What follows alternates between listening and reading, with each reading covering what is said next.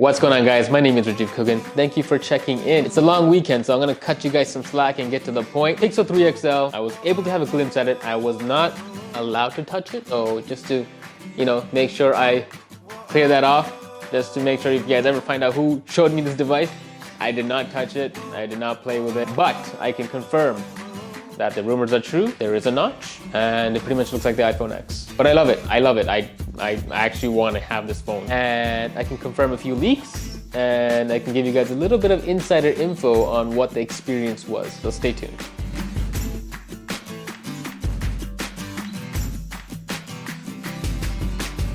So the title says it's the official Android version of the iPhone X. Why do I say that? Is because almost every device that came out this year happens to look like this guy. I'm not gonna lie, it doesn't bother me. I'm not gonna try to make up things saying that the notch looks bad. Your brain just figures out that that part of the screen does not need to be looked at, and it automatically just eliminates it. When I'm watching videos, I don't see it. When I'm using different apps, I don't see it. So to be honest, it doesn't bother me. Only problem here about the notch, Google. You'd expect Google not to do that. You would expect Google to, say, we're not gonna follow everyone else. We're gonna, go with our own unique, funky little design. And maybe the expectations were pretty much high. And the thing is, Apple probably just feels good about it. They're just like brushing their shoulders off saying, hey, we were right about design. I wish people didn't do that. I wish people were a little bit more innovative and clever the way they wanted to present themselves from an industry standpoint, especially Google, right? And that's the thing. And going back to Google being one of the big tech giants, you expect them to, be clever and unique, but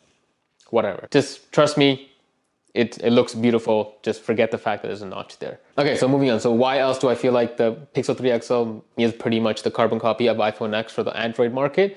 It's because it has a full glass body, front to back, nice curve finish. The back actually has the gray, their little iconic two-tone split, and even that's glass. And it just looked really nice. Here's the thing though. I was told by my buddy that it was lighter than the iPhone X, and it felt lighter than the Pixel 2 XL. Pretty cool. It's like they achieved full glass without making it super heavy. Like my iPhone X is like it has its heavy feeling, which I like, but for a bigger device like the Pixel 3 XL, I feel like they went a step ahead. So although I'm a Pixel fan and I'm a Google fan and I love their Android devices, the reason why I didn't keep my 2 XL and I reverted back to my 5T is because for that price, I couldn't justify the screen. The blue tint on the angle and them justifying saying it's the better color for your eyes and it preserves battery. I don't know. There's a bunch of things they said. And they sent out a patch update.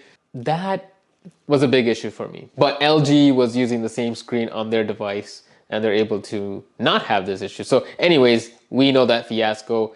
Whatever it is, they fixed it. Especially we were outside. It was a barbecue and it was fully lit and it was crisp. The screen is no longer a blue tint. Interesting enough, fun fact, my buddy who has a 2XL didn't even notice the blue tint. And then I told him, shift your phone a little bit, and boom, his brain just went.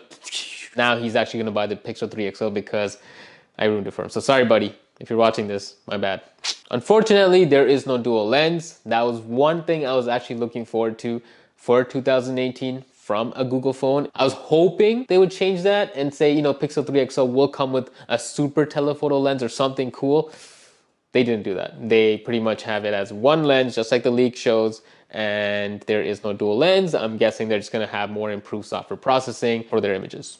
So, sorry guys. However, even though, like I said, I wasn't able to test the launch of the camera, I could tell that there are two lenses in the front. So the rumors could be true. That's dual cameras. That means more security, probably equivalent FaceTime feature. There's more tech in the front, hence the taller notch. And they probably have more tech here, and we're probably gonna see that in the reveal in October. Although we couldn't access most of the software upgrades, here's a cool thing. See this little, I don't know if you guys can see it, I'll put it in focus, that little line at the bottom.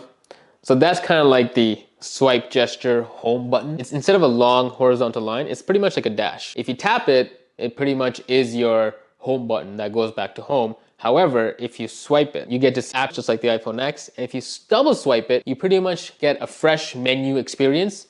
And then also, if you keep going, you can see favorited contacts, you can see your Google search bar to search things. So it has more purpose to it. And that's them kind of saying we're gonna move away from having the little circle guy, because when you look at the circle home virtual button, you're automatically thinking you're just gonna tap it. By now having those dashes, you're kind of telling yourself, just like the iPhone X, you're gonna swipe up. Like I said, they're kind of borrowing some of the things from these guys, and it's not like iPhone created it.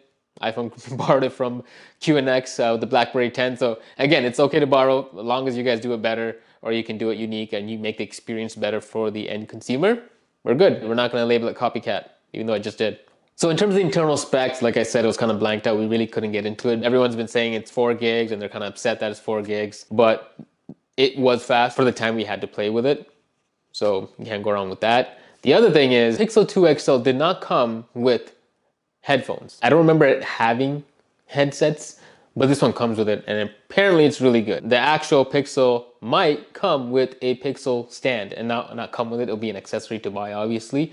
But not only will it have wireless charging, which is the whole point of it, but when you dock it, it will have the ability of activating Google Home. So it'll come with a Google Home base, I'm assuming. And that's one of the rumors, which is pretty cool because now it's just not a generic wireless charging unit. It actually has a little bit more to it. Another cool rumor was that there might be a Pixel Watch. Would love to see a Google Watch. I'm sure it'll be pretty fancy and very nerdy and techy. So I would love to see something like that and get more details on it. But right now, an accessory-wise, there's a Pixel stand, apparently, and there's a Pixel Watch. That's all I got for before I jump off. One of the cool details that I just got, and half the reason why I may be making a video, is because there's a leak that was by Google indicating that October 4th is the release date. I hope that's the case because that means I can actually start selling my phones to get prepared for the Google Pixel 3 XL.